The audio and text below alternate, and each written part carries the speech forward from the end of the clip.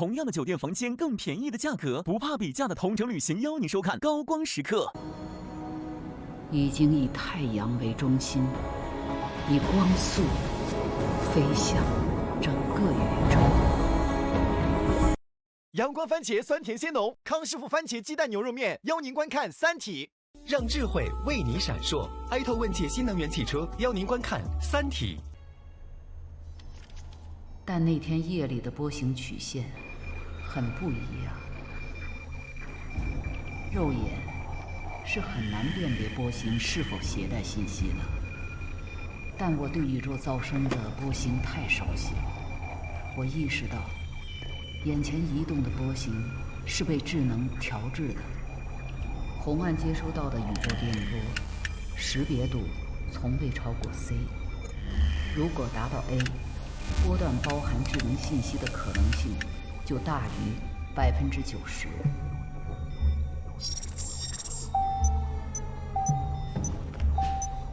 当时破译的结果是5个 A， 这种情况更加极端，它意味着接收到的信息使用的就是红岸发射信息的语言。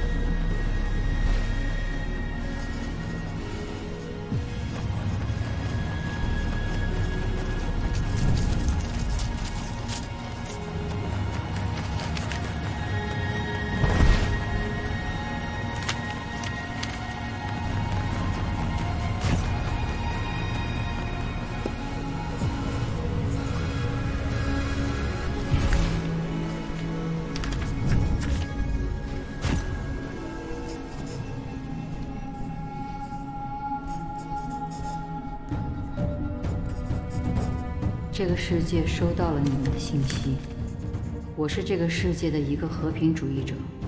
我首先收到信息是你们文明的幸运，警告你们，不要回答，不要回答，不要回答。你们的方向上有1000万颗恒星，只要不回答，这个世界就无法定位发射源。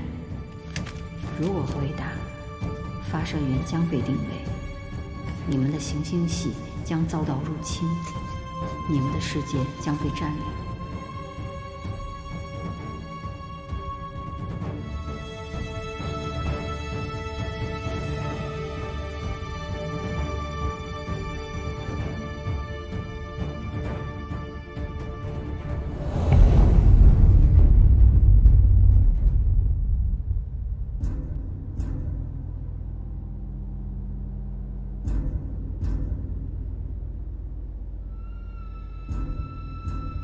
不要回答，不要回答，不要回答。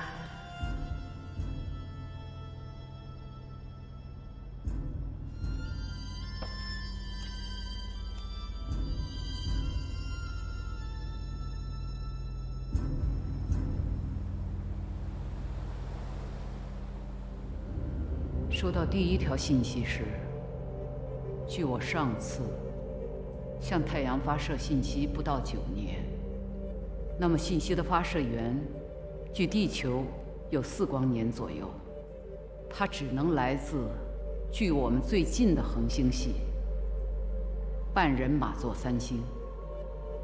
在那天之后的4个小时中，我第一次知道了另一个世界的存在。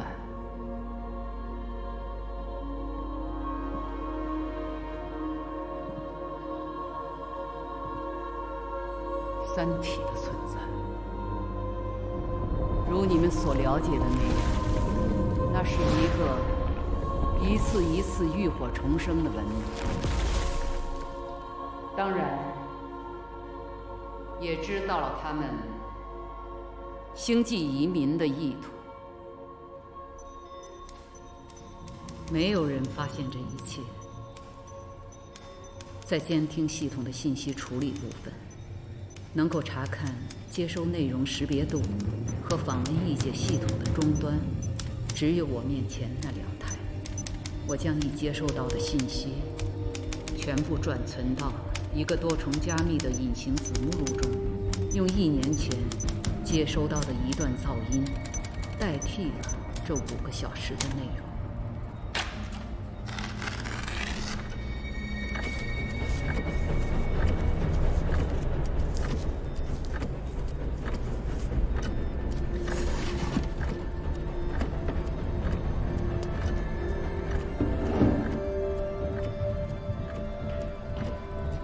然后，我去了发射主控室。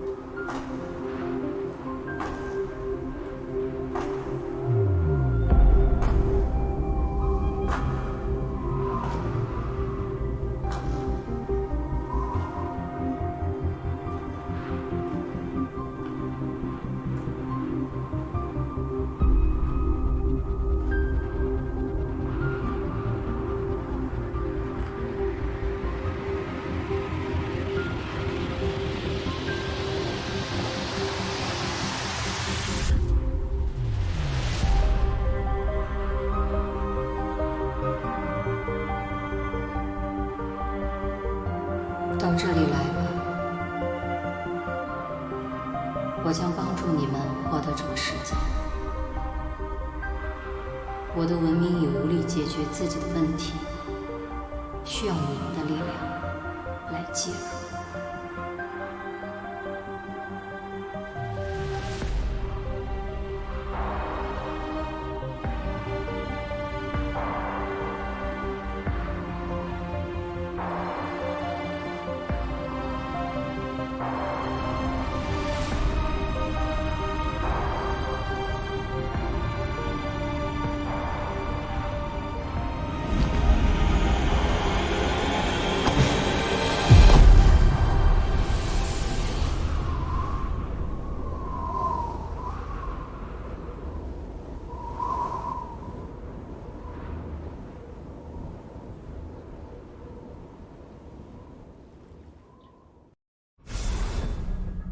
哎，冰冰，走这么早，约会呢？我倒是想上哪儿找对象？找对象谈恋爱，现在大家用牵手啊，咱全单位不会就你一个人没下吧？牵手，你们都在用吗？对啊，主要是因为上面的人啊，都是奔着好好谈恋爱去的，没那么多花花肠子，条件呢也都相当不错，985毕业的，工作好的，一抓一大把。而且牵手特能 get 到你的点，它能把每个人的亮点都提取出来，按照你的喜好进行推荐。这样一来，你能找到不仅条件合适，还特别有感觉的人。真有这么好？当然了，这年头面对面都看不准人，但牵手可以。那我有空试试吧。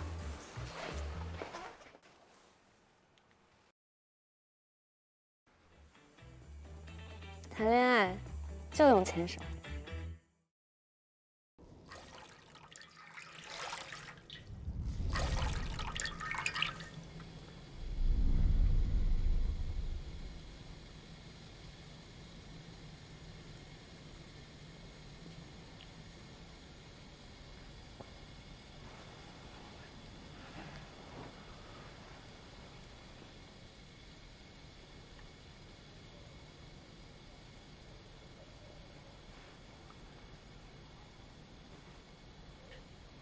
为什么要瞒着我呀？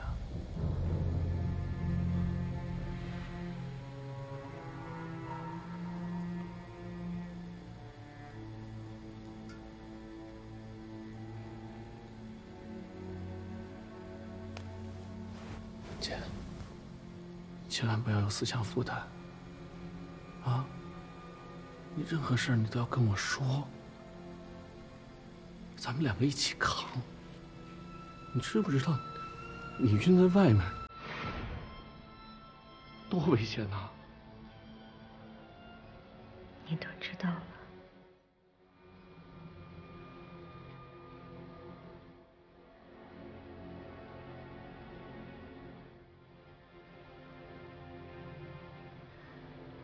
你怀孕这么大的事儿，你为什么不告诉我？为什么？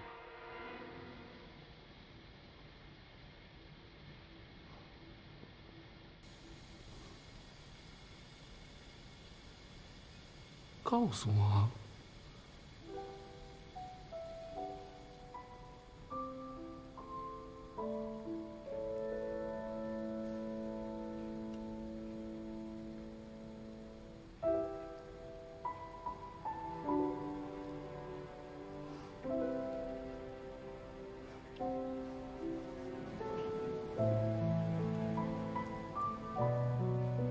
就是在那天，我成了母亲。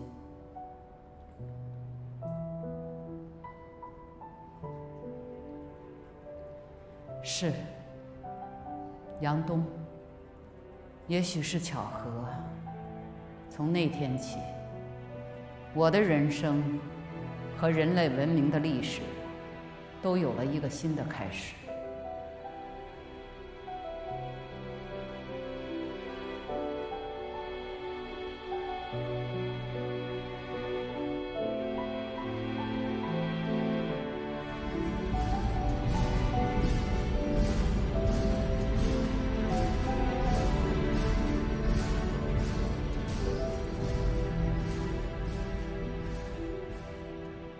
小王，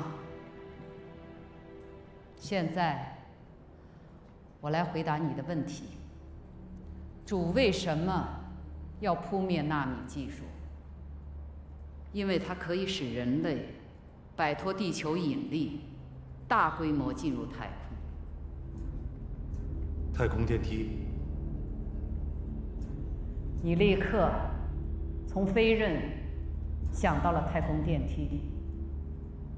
这可能只是一项很小的发明，但对地球人类却意义重大。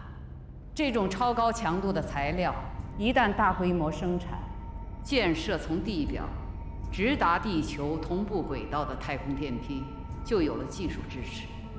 人类可以凭借这项发明，轻易地进入近地空间，在太空建造大规模的防御体系便成为可能。如果这样，就会影响主的降临，所以必须扑灭这项技术。这么做没有任何的意义。这不是基础研究，大方向对了，其他人也能做得出来。能够扰乱研究者的思想，是最有效的。就是这样的导技术。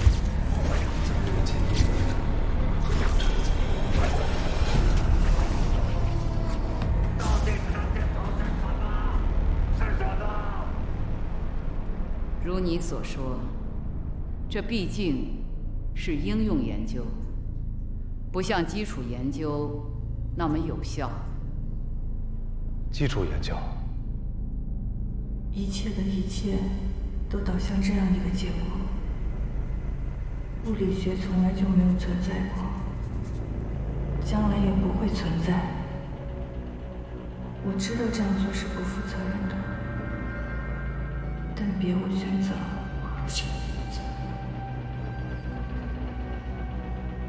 杨东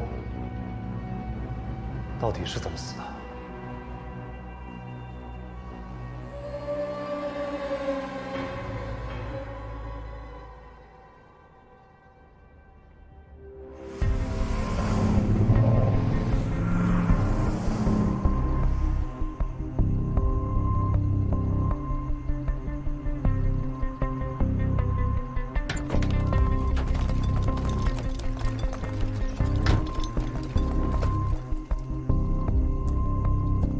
报告队长，已经到达外围预定地点。行动！电梯开了。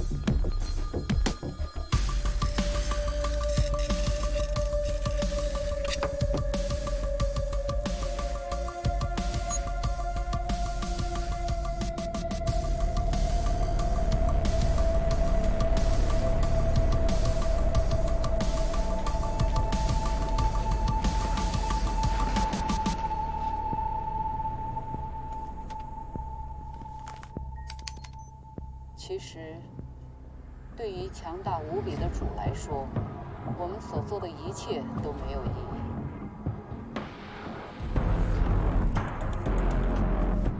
年轻人的就绪，请指示。开始行动。行动。不能看到我 ！What happened? Shoot!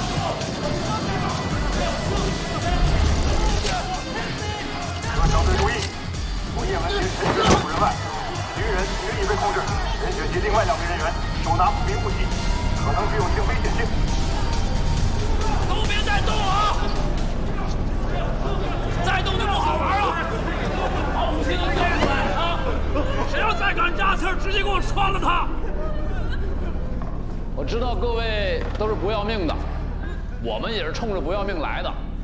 今天我把话搁这儿啊，普通的警务和法律禁区对你们已经不适用了，人类的战争法则对你们也不适用。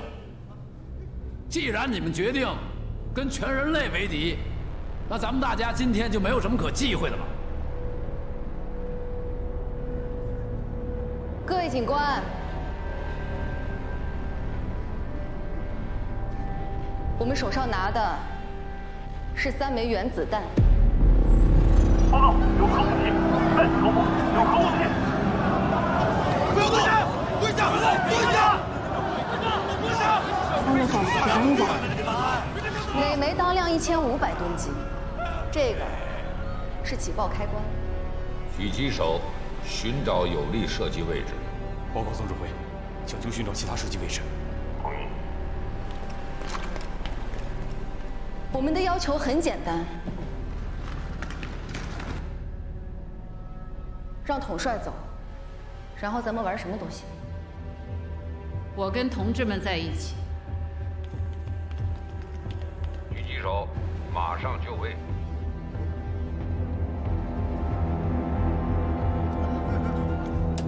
你说原子弹就原子弹了，那我看它就是一球。你要试一下吗？哎，别！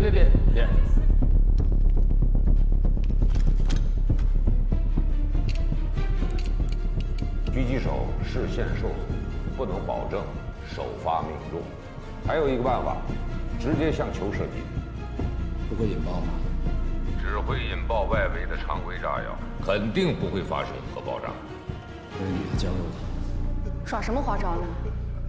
那咱得好好聊聊啊！你们都别动啊，别跟着我啊！站住！哎，丫头，咱悠着点啊！我想说的事儿一定是你想知道的。你妈找到了，你母亲找到了。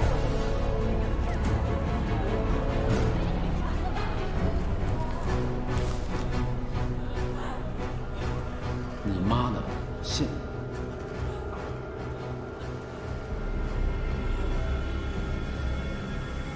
那你们谁先拿一下？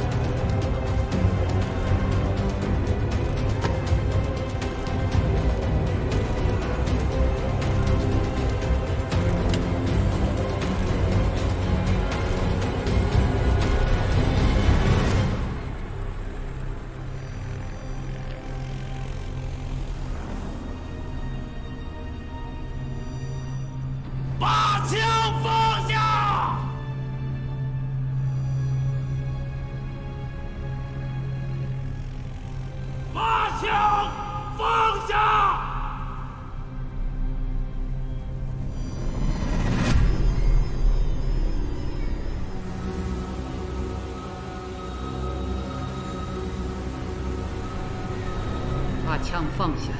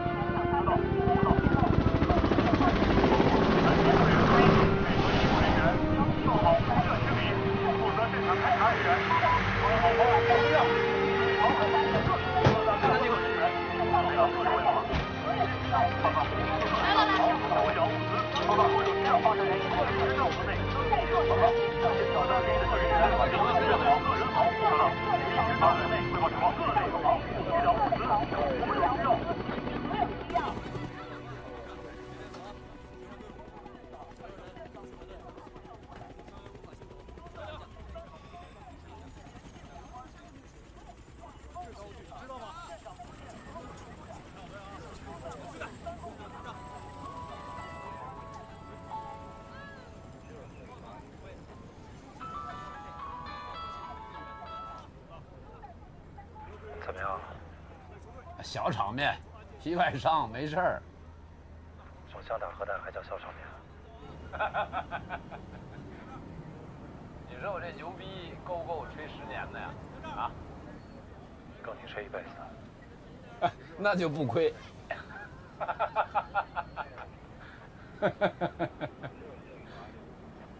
行嘞，你是不是挂彩了？赶紧歇着去。睡觉。好嘞。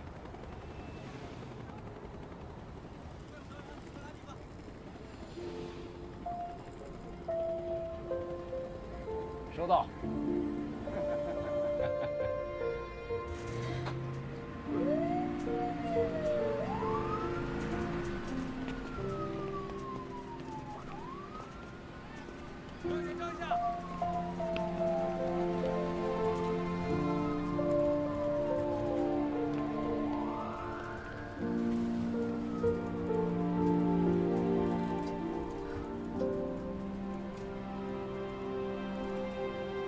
你这可不是皮外伤，距离5米引爆核弹，要命的是辐射。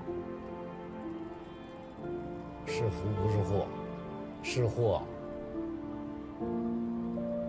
一笑而过。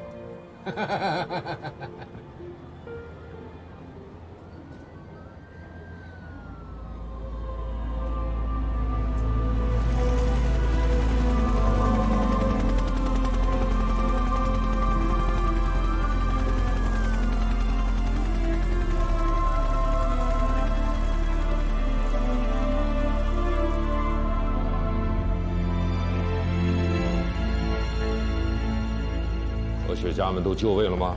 他们已经在盘旋监控室做好准备了，随时给您提供技术支持。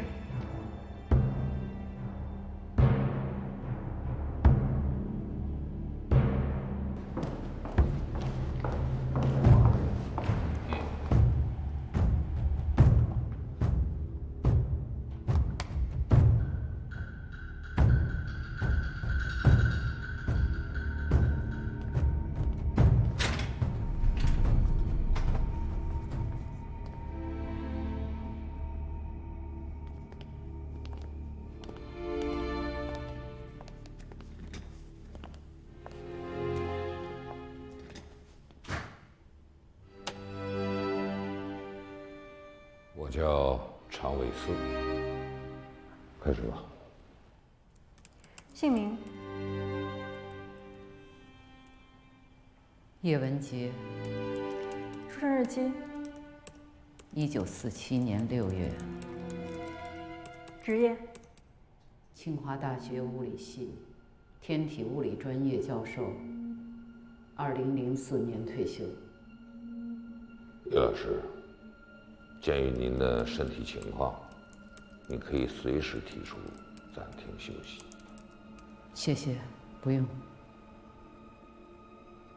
我们先要进行的是普通刑事案件的调查，不涉及到更高层次的内容，这也不是本次调查的主要部分。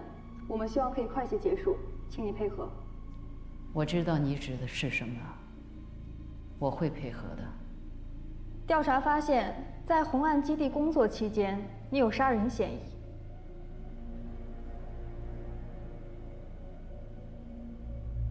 我杀死过2个人。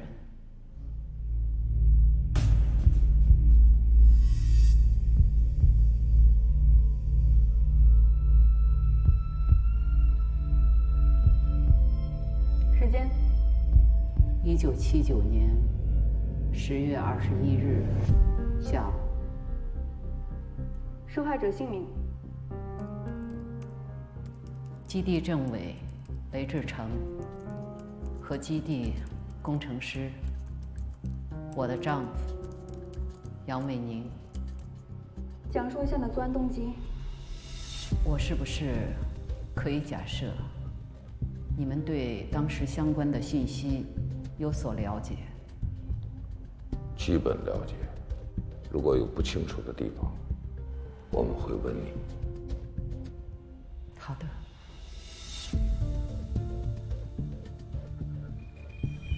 时隔8年，我在1979年10月21日收到了来自三体文明的信息。不要回答。在接收并回信后的当天下午，雷志成把我叫到他的办公室。我得知，当时阅读到三体文明信息的不止我一个人。雷志成也看到了，他背着所有人，在主计算机中长期运行着一个秘密程序。红岸系统发出和接收到的所有信息都有备份。正是在这个备份中，他发现了红岸接收到地外文明的信息。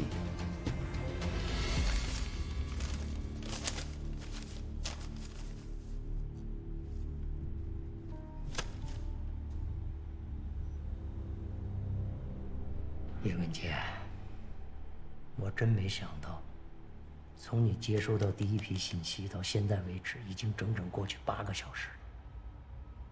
你不但没有向上级汇报，反而将信息私自删除或隐藏，是这样的吗？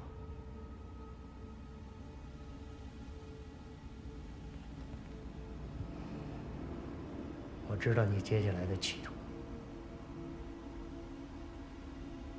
你打算回电是吗？幸亏被我及时发现，要不然整个人类的文明就将毁在你手里。当然了，并不是说我们惧怕来自宇宙的入侵啊。咱们退一万步说，如果这种事情真的发生了，外星侵略者必将会淹没于人类战争的汪洋大海中，这一点是毋庸置疑的。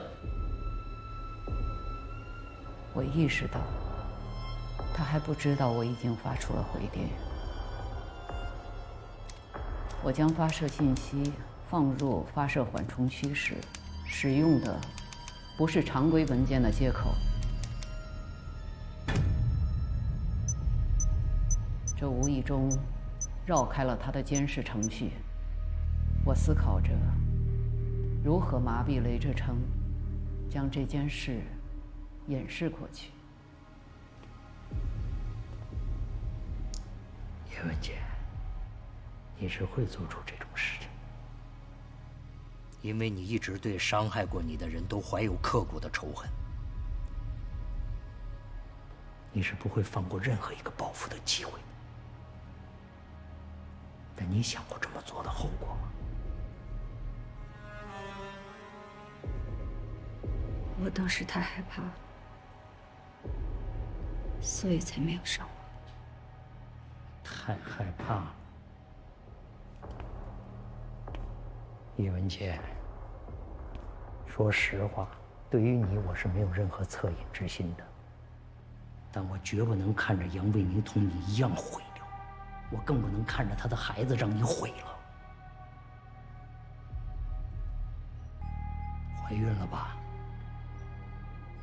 马上要做母亲了。我告诉你，就你这个性质的问题，就算杨卫宁不知情，也会受到极大的牵连。就像你这辈子都会受到你父亲的牵连，你即将出世的孩子这一辈子都会受到你的牵连。这些后果你都想过吗？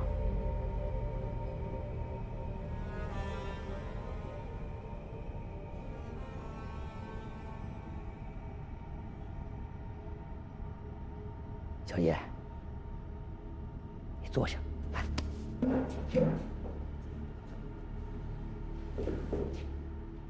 事情是一定要处理的，但并不是说完全不留情面。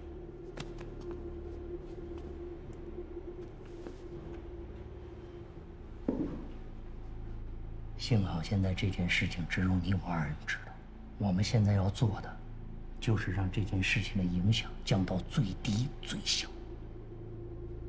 从现在起，不要对任何人提起这件事情，包括杨卫宁在内。剩下的事情，我来替你做。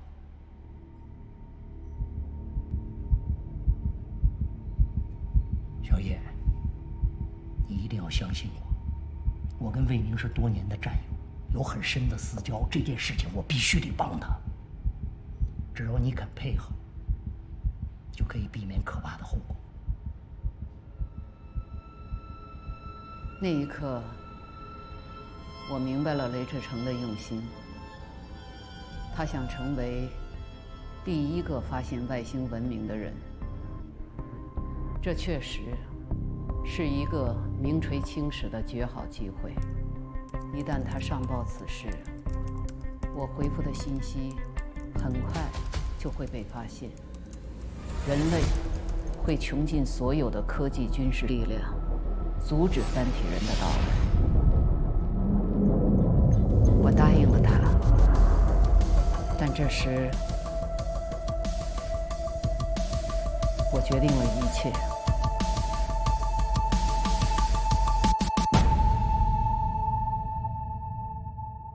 和满满鲜果感的纯真真酸奶一起探索三体世界，守护地球文明。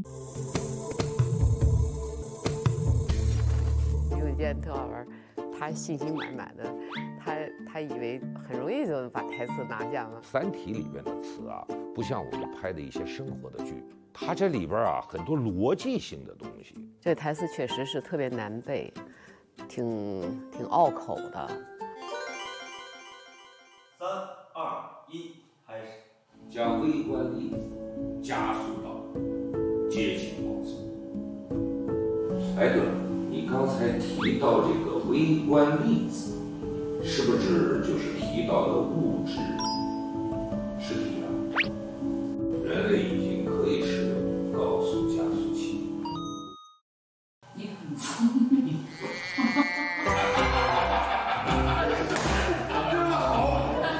我实在是说不出这句话了。反正在看那儿开车，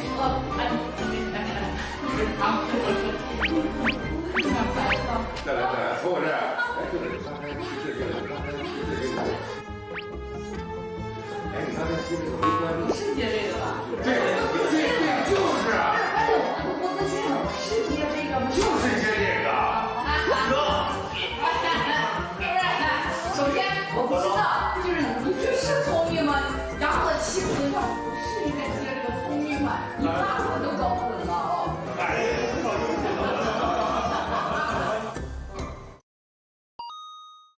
两个字。